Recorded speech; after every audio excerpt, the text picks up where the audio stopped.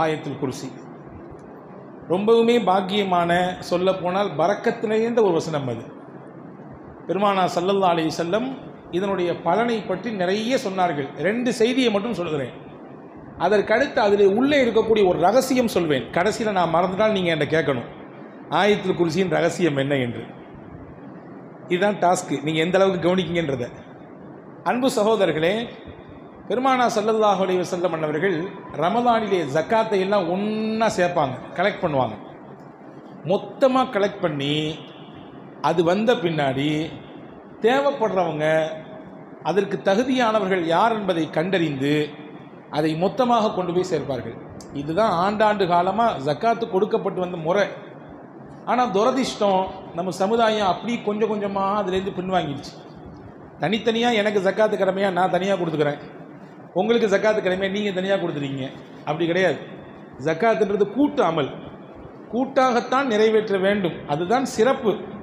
தனியாக கொடுத்தா செல்லுமா செல்லாதான்னு கேட்டிங்கன்னா செல்லுன்னு சொல்லுவேன், அதில் தப்பு எதுவும் இல்லை. ஆனால் ஜக்காத்தை கூட்டாகத்தான் கொடுக்க வேண்டும். பாருங்கள், ஹஜ்ஜி கூட்டாக தானே செய்கிறோம், அமல் நோன்பு கூட்டாக தானே செய்கிறோம், தொழுகை கூட்டாக செய்தால்தான் நன்மை அதிகம், 27 மடங்கு நன்மை. தனியாக தொழுதாலும் கூடும், ஆனால் பள்ளிவாசலில் வந்து ஜமாத்தால் தொழுதிங்கன்னா 27 மடங்கு நன்மை கிடைக்கும். அதே மாதிரி தான் ஜக்காத்து என்பதும் கூட்டாக செய்வது தான் சிறப்பு. ரசூல் ஸல்லல்லாஹு அலைஹி வஸல்லம் ஜக்காத்தினுடைய பொருளை எல்லாம் கலெக்ட் பண்ணி மஸ்ஜித் நபியில் வச்சுருந்தாங்க. ராத்திரி நேரம் 4 நபர்கள் வந்து போகக்கூடிய இடம் என்பதினாலே ஒருவருக்கு பொறுப்பு போட்டு இங்கே கவனிச்சுக்கணும். நாங்கள் அந்த பொறுப்பு நியமிக்கப்பட்டவர் சையதுனா அபூ ஹுரைரா ரலியல்லாஹு அன்ஹு. ரொம்ப பிரபலமான சஹாபி இவங்க கண் முழிச்சு பார்த்துட்டு இருக்காங்க. யாருடைய, ஏன்னா பைத்துல் மாலுடைய பொருளாச்சே, பொது சொத்து, யாரும் கை வைத்து விடக்கூடாது. எல்லாருமே நாளைக்கு அல்லாஹ்ட்ட பதில் சொல்ல வேண்டிய நிலை ஏற்பட்டு போயிடும். எனவே தான் எதிலே கவனமாக இருக்கிறோமோ இல்லையோ, பொது விஷயத்தில் ரொம்ப கவனமாக இருக்க வேண்டும். தொலைந்த பொருள் 1 ரூபாயாக இருந்தாலும் எல்லாருமே குற்றவாளி. நாம் எல்லாரும் அல்லாஹ்விடத்திலே பதில் சொல்லியாக வேண்டும். எனவே தான் அந்த பொறுப்பை உணர்ந்து நம்மிலே இன்னைக்கும் பலர் அதை மிகுந்த இறுக்கமாக அதை பின்பற்றுவதை பார்க்கிறோம், இல்லையா? ஸல்லல்லாஹு அலைஹி வஸல்லம் அபூ ஹுரைரா ரலியல்லாஹு நியமிச்சிருந்தாங்க.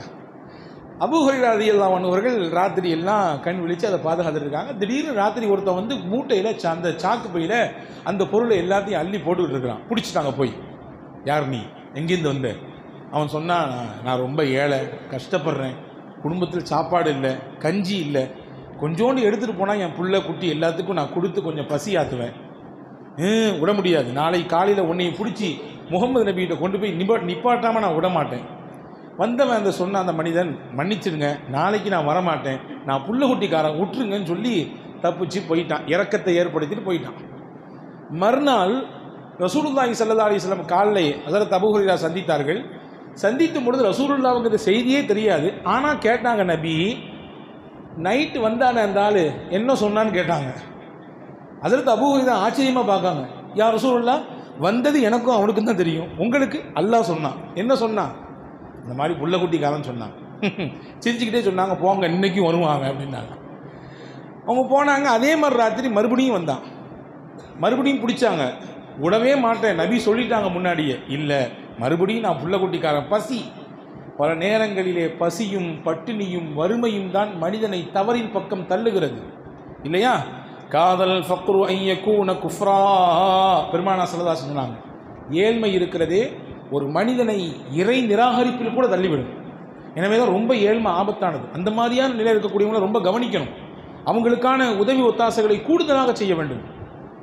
அப்போ அவன் சொன்னான், நான் புள்ள குட்டிக்காரன், என்னை இப்போ விட்டுருங்க, நான் நாளைக்கு வரவே மாட்டேன்னு சொன்னான். அதே மாதிரி இறக்கப்பட்டு விட்டாங்க. மறுபடியும் காலில் கேட்டாங்க, வந்தானா நேற்று மேப்படியா? ஆமாம் வந்தான். என்ன சொன்னான்? வரவே மாட்டான்னு சொன்னான். இன்றைக்கும் வருவான், போயிட்டு வாங்கன்னாங்க. 3வது நாளும் வந்தான். இப்பொழுது பிடித்த அபூ ஹுரைரா ரலியல்லாஹு அன்ஹு, விடவே மாட்டேன் என்ன சொன்னாலும் என்று சொல்ல நேரத்திலே வந்தவர் சொன்னார், நான் உனக்கு ஒன்று சொல்லித் தரட்டுமா? நான் அதை சொன்னால் உனக்கு ரொம்ப பெரிய பலன் கிடைக்கும். என்னவெல்லாம் கிடைக்கும் பலன்? நீ அதை படித்தால், நான் சொல்லித்தரக்கூடிய விஷயத்தை நீ படித்தால் அல்லாஹ்வின் புறத்திலிருந்து உனக்கு ஒரு ப்ரொடெக்ஷன் கிடைக்கும், பாதுகாப்பு கிடைக்கும். 1. 2வது, உன் பக்கத்தில் ஷைத்தான் வரவே முடியாது. 2. இது 2ம் அந்த பவர்ஃபுல்லான வார்த்தையில் இருக்குன்னு சொல்லி கொடுத்துட்டு, நீ ராத்திரி தூங்கும் பொழுது ஆயத்துல் குர்சியை ஓதிட்டு படு. ராத்திரியானா அதை ஓதிக்கோ, இறைவன் இந்த ரெண்டு பாதுகாப்பையும் தருவான். தன்னிடத்திலிருந்து ஒரு பாதுகாப்பு, ஷைத்தானின் பக்கமே உன் பக்கம் வர முடியாத அளவிற்கு உண்டான பாதுகாப்பு சொல்லிட்டு தப்பிச்சு ஓடி போயிட்டான். மறுநாள் காலையில் அபூ ஹுரைரா ரலியல்லாஹு அன்ஹு ரசூலுல்லாஹ் கேட்டாங்க, வந்தானா? மூணாவது நாள் வந்தான். என்ன சொன்னான்? அதே பசி பட்டினி புலம்புனான். வேற என்ன சொன்னான்? எனக்கு ஒன்று கற்றுக் கொடுத்தான், ஆயத்துல் குர்சி ஓதனா அல்லாஹ்வுடைய பாதுகாப்பு கிடைக்குமாமா, அதே மாதிரி ஷைத்தான் பக்கத்தில் நெருங்கவே மாட்டானாமா. அதற்கு ரசூலுல்லாஹ் சொன்னாங்க, அவன் சொன்னது உண்மைதான், ஆனால் சொன்ன பெயருக்கான ரொம்ப பெரிய பொய்யன். அவன் சொன்ன செய்தி உண்மை, ஆனால் அவன் சொன்னது உண்மைதான். அவன் சொன்னது உண்மை, ஆனால் சொன்னவன் பெரும் பொய்யன் என்று சொல்லிவிட்டு பெருமானார் சொன்னார்கள், வந்தவன் யார் தெரியுமா? தாக்க ஷைத்தான், அவன்தான் ஷைத்தான் என்றார்கள் பெருமானார் ஸல்லல்லாஹு அலைஹி வஸல்லம். இந்த ஹதீஸ் புகாரி ஷரீஃபிலே பதிவாக இருக்கிறது. எனவே ஒவ்வொரு நாளும் இரவிலே நாம் ஆயத்துல் குர்சியை ஓதிக்கொள்ள வேண்டும். ஒன்று. ரெண்டாவது செய்தி என்ன அப்படின்னா, ஒவ்வொரு நாளும் நாம் தொழுகையை முடித்ததற்கு பிறகு, ஃபர்லான 5 நேர தொழுகையை முடித்ததற்கு பிறகு, நீங்கள் திக்ரு செய்கிறீங்களோ செய்யலையோ, நீங்கள் தஸ்பீஹ் ஓதுறீங்களோ ஓதலையோ, ஸலவாத்தை சொல்கிறீங்களோ சொல்லலையோ, இதை நீங்கள் கண்டிப்பாக சொல்லணும். இனிமேல் இன்ஷா அல்லாஹ் செய்யலாமா? ஒவ்வொரு நாளும் ஃபர்லான தொழுகைக்கு பிறகு ஆயத்துல் குர்சி ஒரு தடவை ஓதிவிட வேண்டும். வேகமாக இமாம் துவா ஓதுனதுக்கு பிறகோ அல்லது ஓதியதற்கு முன்போ எப்படியோ நீங்கள் ஆயத்துல் குர்சி ஓதணும். ஓதுனா என்ன கிடைக்கும்? நசாயி ஷரீஃபிலே ஒரு ஹதீஸ் வந்திருக்கிறது. பெருமானார் ஸல்லல்லாஹு அலைஹி வஸல்லம் சொன்னார்கள், அபூ உமாமா ரலியல்லாஹு அன்ஹு அறிவிக்கிறாங்க, மன் கரஅ ஆயத்துல் குர்சி துபர குல்லி ஸலா மக்தூபா லம் யம்னஉஹு மின் துஹூலில் ஜன்னதி இல்லா அய்யமுத். யார் ஒருவர் ஒவ்வொரு நாளும் ஃபரலான தொழுகைக்கு பிறகு ஆயத்துல் குர்சியை ஓதி வருகிறாரோ அவருக்கும் சொர்க்கத்துக்கும் இடையிலே மவுத் ஒன்று மட்டும்தான் இருக்கிறது. மரணம் என்பது ஏற்பட்டு போனால் மரணம் தான் தடையாக இருக்குது அவர் சொர்க்கத்துக்கு போகிறதுக்கு. இப்போ மரணம் எப்போ வந்துடுச்சோ அந்த மரணம் என்ற தடை அகன்று போயிடும், நேராக டைரக்டாக சொர்க்கத்துக்கு போயிடுவார் என்றார்கள் பெருமானார் ஸல்லல்லாஹு அலைஹி வஸல்லம். இப்போ தினசரி இரவு ஓதினால் பாதுகாப்பு, தினசரி ஆயத்துல் குர்சியை ஃபரலான தொழுகைக்கு பிறகு மனனம் செய்து ஓதி வந்தால் நிச்சயம் நாம் நம்பலாம் நமக்கு அல்லாஹ் சொர்க்கத்தை தருவான் என்று. ஆனால் இதை ஓதுறது கொஞ்சம் சிரமம். ஏன்னா பொதுவாகவே நம்ம ஒரு விஷயத்தை கண்டினியூவாக பண்ண மாட்டோம். பொதுவாக நம்மிடத்தில் இருக்கக்கூடிய ஒரு பலவீனம் அது, எல்லாருக்கும் இல்லை, ஒரு சில நபர்களுக்கு. ஒரு சில நபர்கள் அல்லாஹு தஆலா மாஷா அல்லாஹ் அவர்கள் கண்டினியூவாக செய்யக்கூடிய வழக்கம் இருக்கும். ஆனால் சிலர் அதை இழுத்து பிடித்து கொண்டு வருவது ரொம்ப பெரிய சிரமமானது. ஏன்னா ரசூல் ஸல்லல்லாஹு அலைஹி வஸல்லம் சொன்னாங்க, சின்ன அமலாக இருந்தாலும் கண்டினியூவாக செய்கிறது இருக்குது, அது ரொம்ப பெரிய பலன் தான். இதை யார் தொடர்ச்சியாக பின்பற்றுகிறாரோ நிச்சயமாக அல்லாஹ் இந்த பாக்கியத்தை தருவான். இது 2. ஆயத்துல் குர்சியை பற்றி 2 செய்தி. அடுத்து ஆயத்துல் குர்சிக்குள்ளே என்ன இருக்கிறது, இவ்வளவு பெரிய சிறப்பான விஷயத்தை தருவதற்கு என்ன இருக்கிறது என்றால் ரொம்ப முக்கியமான 2 வார்த்தைகள் இருக்கிறது. ரொம்ப முக்கியமான வார்த்தை 2 இருக்கிறது. இன்னைக்கு நம்ம எல்லாருமே ஆசைப்படுறோம், துவா செஞ்சால் என் துவா கபூல் ஆயிடணும். யா அல்லாஹ் நான் படிச்சுட்டேன், யா ரப்பே நல்லா படிக்க வேண்டிய விஷயங்களை படிச்சுட்டேன், எனக்கான வேலை வாய்ப்பை நான் தேடிட்டு இருக்கேன், நான் இந்த நிலையில போய் உட்காரணும்னு ஆசைப்படுறேன், எனவே அந்த வேலை வாய்ப்பை கொடுன்னு நம்ம துவா செய்கிறோம். யாரெல்லாம் பிள்ளையை பெற்றேன் வளர்த்தேன், அதை நல்லபடியாக ஒழுக்கமாக கற்பித்து வச்சுருக்கேன், நல்ல வரன் வந்து சேரணும், மாப்பிள்ளையும் நல்லா இருக்கணும், வந்து சேரக்கூடிய பொண்ணும் நல்லா இருக்கணும், யாரெல்லாம் அப்படியான வரணத்தை கொண்டு வந்து சேரு. யாரெல்லாம் என் உழைப்பை போட்டிருக்கிறேன், என்னுடைய வருமானத்தை ஈட்டுவதற்காக வேண்டி முதலையும் போட்டிருக்கிறேன், நீ லாபத்தை தருவது நீனாக இருக்கிறாய், யா அல்லாஹ் என்னுடைய வியாபாரத்தில் லாபத்தை கொடு. யா அல்லாஹ் குடும்பத்தை வைத்திருக்கிறேன், அந்த குடும்பம் கட்டுக்கோப்பாக இருக்க வேண்டும் என்று விருப்பப்படுறேன், கஷ்டமும் நெருக்கடியும் துன்பமும் குடும்பத்தில் வரக்கூடாதுன்னு ஆசைப்படுறேன், யா அல்லாஹ் வராமல் பாதுகாத்து விடு. இறைவான் நான் கை நீட்டி சில இடத்திலே கடனை வாங்கிவிட்டேன், அந்த கடனை அடைக்க வேண்டும், கடனை அடைக்காமல் நான் மரணித்து விட்டால் என்னை நீ பிடித்துக் கொள்வாயே, உன்னிடத்தில் எந்த மூஞ்சை கொண்டு வைத்துக்கொண்டு நிற்பது உன்னிடத்தில் என்ற பயத்தோடு கடனை அடைக்க எனக்கு வழியை கொடு ரப்பே என்று துவா செய்கிறோம். இப்படி ஒன்றல்ல 2 அல்ல 1000 கோரிக்கைகளோடு ஒவ்வொரு நாளும் துவா செய்து கொண்டிருக்கிறோம். நோயோடும் நொம்பலத்தோடும் வாழுகிறேன் இறைவா, எனக்கு இந்த நோயை நிறைவேற்றி கொடு, இதை நீக்கி கொடு என்று கேட்கிறோம். இந்த பிரார்த்தனைகள் எல்லாம் அங்கீகரிக்கப்பட வேண்டும் என்ற ஆசையும் நமக்கு இருக்கிறது. யாருக்காவது ஆசை இல்லாமல் இருக்கா? நம்ம கேட்குற துவாவெல்லாம் கண்டிப்பாக அல்லாஹ் ஏற்றுக்கணும், ஆசை இருக்கா இல்லையா? அதன் ரகசியம்தான் இதுக்குள்ளே 2 வார்த்தை இருக்கிறது. என்ன வார்த்தை அது? அல்லாஹு லா இலாஹ இல்லா ஹுவல் ஹய்யுல் கய்யூம், அல் ஹய்யு அல் கய்யூம், இந்த 2 தான் அந்த வார்த்தை. இந்த 2 வார்த்தை இந்த ஆயத்துல் குர்சியில் அல்லாஹ் வச்சதுனால தான் ஆயத்துல் குர்சியே பலமிக்கதாக மாறிப்போனது. சாதாரண வார்த்தைகள் அல்ல இந்த 2ம். இந்த 2 வார்த்தையும் சாதாரண வார்த்தை இல்லை. சையதத்துனா ஃபாத்திமா ரலியல்லாஹு தஆலா அன்ஹா, ரசூலுல்லாஹ்வுடைய மகளா, அன்பு மகளார். ரசூலுல்லாஹி ஸல்லல்லாஹு அலைஹி வஸல்லம் ஒரு நாள் வர்றாங்க. நசாயி ஷரீஃபில் இந்த ஹதீஸ் வந்திருக்கிறது. பெருமானார் இடத்திலிருந்து அந்த ஹதீஸை அறிவிக்கிறது செய்தனா அனஸ் இப்னு மாலிக் ரலியல்லாஹு அன்ஹு. ஹஜ்ரத் ஃபாத்திமா அம்மாட்ட வந்து கேட்டாங்க, ஃபாத்திமா, நான் உனக்கு ஒரு விஷயம் சொல்லி தருவேன். நீ காலையிலையும் மாலையிலையும் இந்த துவாவை கட்டாயமாக ஓதணும். காலையானாலும் ஓத வேண்டும், மாலையிலும் ஓத வேண்டும். இதனால் என்ன கிடைக்கும் தெரியுமா? மிகப்பெரிய பலன் உனக்கு கிடைக்கும். நீ இதை ஓதாமல் விட்டுவிடக்கூடாது என்று சொல்லி இவ்வளவு தூரம் வலியுறுத்தி ஹஜ்ரத் ஃபாத்திமாவுக்கு ரசூல் ஸல்லல்லாஹு அலைஹி வஸல்லம் துவா செஞ்சு கொடுத்தாங்க. என்ன துவா அது? அல்லாஹும்ம யா ஹய்யு யா கய்யூம் பிரஹ்மதிக அஸ்தகீஸ். ஹய்யும் கய்யூம், நித்திய ஜீவனே, நிலைத்திருக்கக்கூடியவனே, மரணமே என்ற ஒன்று உனக்கு கிடையவே கிடையாது. எல்லாத்துக்கும் மரணம் உண்டு, அல்லாஹ்விற்கு மரணம் உண்டா? கிடையாது. கய்யூம், எப்பொழுதுமே இருப்பான், எல்லா காலத்திலும் இருப்பான். எனவே நித்திய ஜீவனாக நிலைத்திருக்கக்கூடிய இறைவா, பிரஹ்மதிக அஸ்தகீஸ், உன் அருளை கொண்டு உன்னிடத்தில் உதவி தேடுகிறேன். ஒபி அதாபிக நஸ்தஜீர், உன் வேதனையிலிருந்து நான் பாதுகாப்பு தேடுகிறேன். அஸ்லிஹ் லி ஷஅனி குல்லஹ், என் காரியம் அனைத்தையும் நீ லேசாக்கிவிடு, என் காரியம் அனைத்தையும் நீ சரி செய்து விடு. வலா தகில்னி இலா நஃப்ஸி தர்ஃபத ஐன், கண் இமைக்கும் நேரம் கூட என் விஷயத்தை என் மீதே நீ சுமத்தி விடாது. கண் இமைக்கும் நேரம், மைக்ரோ செகண்ட், இந்த கண் இமைக்கிறதுக்கு எவ்வளோ நேரம் ஆகுது? அந்த நிமிட பொழுது, அந்த சனப்பொழுது கூட என் காரியத்தை என் மீது நீ சுமைத்து விடாது. அப்படின்னா என்ன தெரியுமா அர்த்தம்? நான் விளக்க சொல்கிறேன். அந்த கண் இமைக்கும் நேரம் இந்த உடலில் இயங்கி கொண்டிருக்கக்கூடிய மூச்சு, அதை நீ தான் கண்ட்ரோல் பண்ணணும்னு அல்லாஹ் சொல்லிட்டான்னு வச்சுக்கலாம். என்ன ஆகும் கதை? ரத்தம் மேலும் கீழும் போய்கொண்டே இருக்கிறது, ரத்தம் ஓடிக்கொண்டே இருப்பதனாலே இயங்கிக் கொண்டே இருக்கிறோம். அந்த இரத்த ஓட்டத்துக்கு நீ தான் பொறுப்பு, பார்த்துக்கோ என்று நம்மிடத்திலே அந்த பொறுப்பை சாட்டிவிட்டால் என்ன ஆகும் கதை? ஒன்றுமே நடக்காது. இப்போ எல்லா இயக்கமும் யாருடைய கண்ட்ரோலில் இருக்குது? அல்லாஹ்வுடைய கண்ட்ரோல் இருக்குது. கண் இமைக்கும் நேரம் கூட என் விஷயத்தை நீ என் மீதே சாட்டிடாத, நீ தான் எனக்கு பொறுப்பு என்ற பொருள்பட இருக்கிற இந்த துவாவை தினசரி காலையிலும் மாலையிலும் ஓத வேண்டும் என்று ஹஜ்ரத் ஃபாத்திமா ரலியல்லாஹு ரசூலுல்லாஹ் சொல்லி கொடுத்தாங்க. இந்த துவா ஏன் இவ்வளோ பெரிய மகத்துவமான துவாவாக மாறியது என்றால், இதிலே பெருமானார் சேர்த்த வார்த்தை அல்லாஹும்ம யா ஹய்யு யா கய்யூம். ஹய்யுனே, கையுமே, அல்லாஹ்வே என்று சொல்லி அழைத்து துவங்கக்கூடிய துவா என்பதனாலே இது மகத்துவமான துவா. இதை ஓதுவதனாலே எல்லா விஷயங்களும் சரியாகிறது.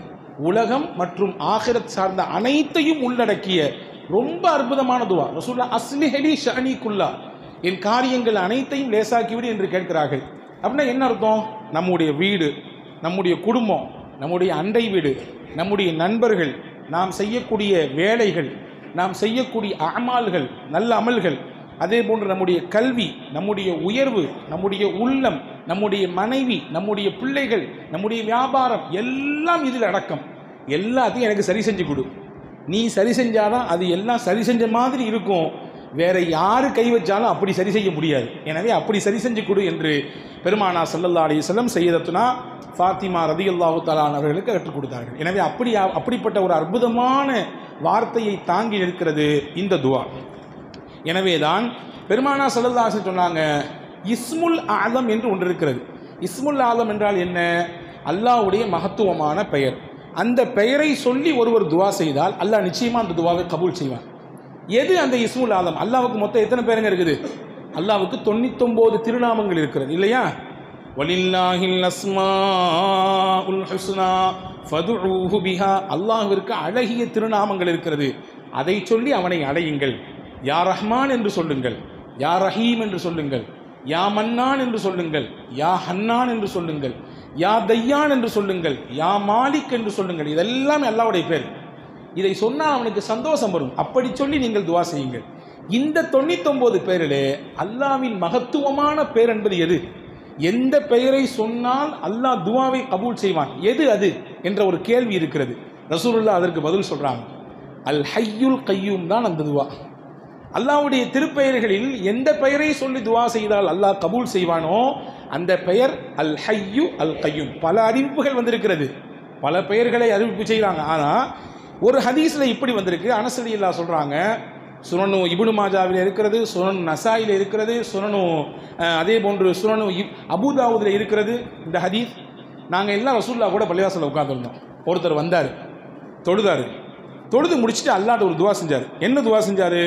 அல்லாஹும்ம இன்னி அஸ்அலுக பி அன்ன லக்கல் ஹம்த் லா இலாஹ இல்லா அன்தல் மன்னான் பதீஉஸ் ஸமாவாதி வல் அர்த் யா தல் ஜலாலி வல் இக்ராம் யா ஹய்யு யா கய்யூம். இந்த வார்த்தையில் அப்படி சொன்னார், யா அல்லாஹ், உன்னிடத்தில் கேட்குறேன், நீ யாரு?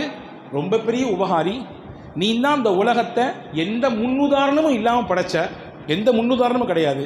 நீ சங்கைக்கும் மகத்துவத்திற்கும் உரியவன், நீனே நிலையானவன், நீனே நித்திய ஜீவனானவன் என்ற வார்த்தையை சொல்லி துவா செஞ்சார்.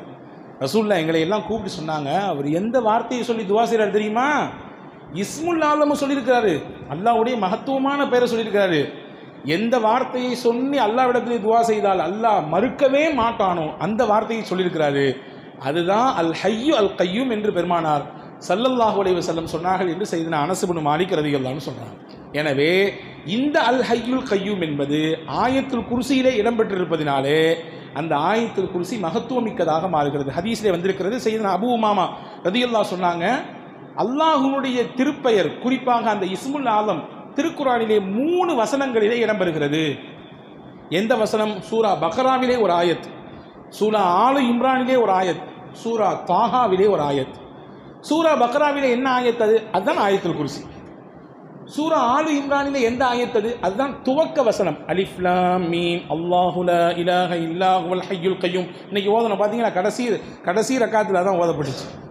3வது சூரா தாஹாவிலே என்ன ஆயத்? வ அனத்தில் உஜூஹு லில் ஹய்யுல் கய்யூம். இதுதான் அந்த ஆயத். இந்த 3 ஆயத்துமே நீங்கள் கணக்கு பண்ணி பாருங்க, 3லையுமே ஹய்யுல் கய்யூம் வருது. அல்லாஹு லா இலாஹ இல்லா ஹுவல் ஹய்யுல் கய்யூம் ஆயத்துல் குர்சியினுடைய முதல் வார்த்தை. அதே மாதிரி சூரா ஆலு இம்ரானுடைய முதல் வசனம் அல்லாஹு லா இலாஹ இல்லா ஹுவல் ஹய்யுல் கய்யூம் 2. தாஹா சூரா வரக்கூடிய வ அனத்தில் உஜூஹு லில் ஹய்யுல் கய்யூம், அங்கேயும் ஹய்யுல் கய்யூம் வருது. இப்போ ரசூலுல்லாஹ் இஸ்முல் ஆலம் குர்ஆன்ல 3 ஆயத்தில் வருது. அந்த 3 ஆயத்து எந்தெந்த சூரா இருக்குன்னு சொல்லி தர்றாங்க. ஒன்று சூரா பக்ரா, இன்னொன்று சூரா ஆலு இம்ரான், 3வது சூரா தாஹா. இந்த 3லையுமே வரக்கூடிய ஒரே வார்த்தை அல் ஹய்யு அல் கய்யூம். அப்போ இப்போ புரியுதா ஏன் ஆயத்துல் குர்சி இவ்வளவு வெயிட்டான ஆயத்தாக இருக்குன்னு? புரியுதா? அல்லாஹுடைய மகத்துவமான பேர் இருக்கிறது. எனவே அன்பர்களே, ஆயத்துல் குர்சியை 10ஓடு 11ஆக பார்க்கக்கூடாது. நான் உங்களுக்கு சொல்லுகிறேன், ரகசியம் ஒன்று இருக்கிறது. ஆயத்துல் குர்சியில் எவ்வளவு பெரிய கண்பாடு ஒருவருக்கு இருந்தாலும் அதை தொடர்ச்சியாக அவர் ஒரு குறிப்பிட்ட தடவை ஓதினால் அதையெல்லாம் அடித்து நொறுக்கிவிடும். இன்னும் சொல்கிறார்கள் அறிஞர்கள், ஒருவருக்கு சூனியத்தின் பாதிப்பு இருக்கிறது, பெரிய கஷ்டத்தில் இருக்கிறார், நெருக்கடியில் இருக்கிறார், அவருக்கு தொடர்ச்சியாக சில குறிப்பிட்ட தடவைகள் அவர் ஆயத்துல் குர்சியை ஓதினார், அதையெல்லாம் முறித்து போடுகிற அளவிற்குண்டான ஆற்றலை ஆயத்துல் குர்சியில் வைத்திருக்கிறார். குறிப்பாக நாம் எல்லாரும் பயணிக்கிறோம். இதுதான் ஆயத்துல் குர்சியினுடைய ரகசியத்தை கடைசியில் சொல்கிறேன்னு சொன்னேன்ல. எல்லாருமே நம்ம ட்ராவல் பண்ணுறோம், பைக் ட்ராவல் பண்ணுறோம், காரில் ட்ராவல் பண்ணுறோம், விமானத்தில் ட்ராவல் பண்ணுறோம், ரயிலில் ட்ராவல் பண்ணுறோம், கடலில் ட்ராவல் பண்ணுறோம். இப்போ ட்ராவல்ங்கிறது பல ரூபத்தில் இருக்குது. இன்றைக்கி அதிகப்படியான விபத்துகள் எங்கே நடக்கிறது அப்படின்னா வாகன விபத்து, ரோடுகள் நடக்குது. ஒன்று சொல்கிறேன் கேட்டுங்க, இனிமேல் இதை மனனம் விட்டுக் கொள்ளுங்கள். ட்ராவல் பாதுகாப்பாக இருக்கணும்னு நீங்கள் ஆசைப்பட்டீங்கன்னா நம்முடைய பயணம் எந்த ஒரு இடையூறும் இல்லாமல் பாதுகாப்பான பயணமாக இருக்க வேண்டும். முன்னாடி எல்லாம் விமான பயணம், விமானத்தினுடைய அந்த விபத்து அங்கொன்றும் இங்கொன்றுமாக இருந்தது. இன்றைக்கி சர்வசாதாரணமாக நிறைய விமான விபத்துகள் நடக்குது. பார்த்தீங்களா? சமீபத்தில் ஒரு 6 மாதத்தினுடைய கேப்பில் எத்தனை விமான விபத்துகள் பார்த்தீர்களா? எல்லா விபத்திலிருந்தும் அல்லாஹ் இந்த விஷயத்தை சொன்னால் பாதுகாப்பான். என்ன? அது ஆயத்துல் குர்சி தான், வேற ஒன்றும் இல்லை. நீங்கள் எப்பொழுது பயணத்தை துவங்கினாலும், பைக்கை ஸ்டார்ட் பண்ணாலும் சரி, காரை ஸ்டார்ட் பண்ணாலும் சரி, ஃப்ளைட்டில் ஏறினாலும் சரி, ட்ரெயினில் ஏறினாலும் சரி, ஒரே ஒரு தடவை ஆயத்துல் குர்சி ஓதிங்க. ஒரே ஒரு தடவை ஓதி முடிச்சுட்டு கடைசியில் என்ன செய்யணும்னா, அந்த ஆயத்துல் குர்சியின் கடைசி வார்த்தை நான் சொல்கிறேன், உங்களுக்கு ஞாபகம் வரும். வல யஊதுஹு, சொல்லுங்க, வல யஊதுஹு ஹிஃபுதுஹுமா வஹுவல் அலியுல் அதீம். இதை மட்டும் 3 தடவை சொல்லணும். ஆயத்துல் குர்சி ஒரு தடவை ஓதணும். ஓதி கடைசியில் முடிக்கும் பொழுது வல யஊதுஹு ஹிஃபுதுஹுமா வஹுவல் அலியுல் அதீம் 3 தடவை சொல்ல வேண்டும். முடிஞ்சிருச்சா? 2வது, எல்லாருக்கும் தெரிஞ்ச சூரா லி ஈலாஃபி குரைஷின், தெரியுமா எல்லாத்துக்கும்? லி ஈலாஃபி குரைஷின் ஒரே ஒரு தடவை ஓதணும். ஓதிட்டு அந்த சூராவினுடைய கடைசி வார்த்தை வ ஆமனஹும் மின் ஹவுஃப், வ ஆமனஹும் மின் ஹவுஃப், வ ஆமனஹும் மின் ஹவுஃப், இதை 3 தடவை சொல்லணும். முடிஞ்சிருச்சு.